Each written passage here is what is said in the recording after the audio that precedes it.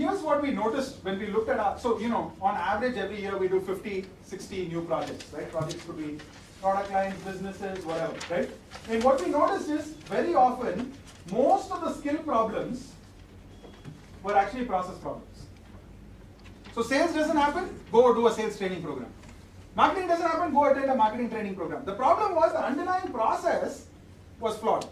Now, if most of the companies like IBM, we've been working there 8 years, 9 years. So we're practically as old as the furniture in most of these companies, right? So we noticed that most skill problems are process problems.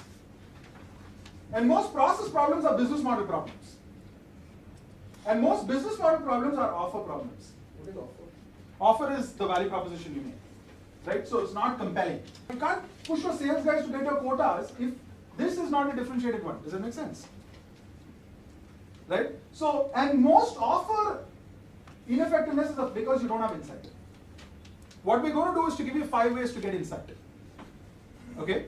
So what we say is, do you have insight or is it just insanity? You know what insanity is? Doing what the next guy is doing, but somehow assuming that you'll be 10 times better than him, or richer than him, or faster than him. You get what I'm saying? Right? So insight is, I'm dating myself here, but the very first Men in Black movie, right? You remember how they selected Will Smith? Yeah? So there's a whole bunch of these very hotshot guys, they're all shooting all the aliens, and Will Smith shoots the one girl in that room. Right? And then he asks Will Smith, what the hell happened? He says, in this environment with all these aliens, that girl with the quantum physics book is the weirdo.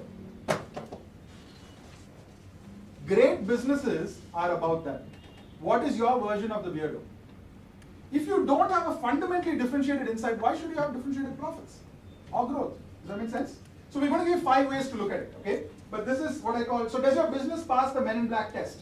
Or are you just wildly shooting every alien you find?